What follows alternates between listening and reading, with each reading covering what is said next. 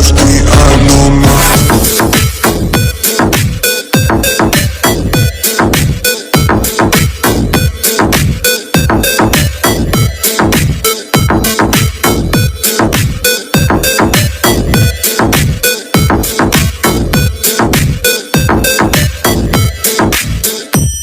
Fucking awesome, but I'm really straight up, feeling like a rockstar.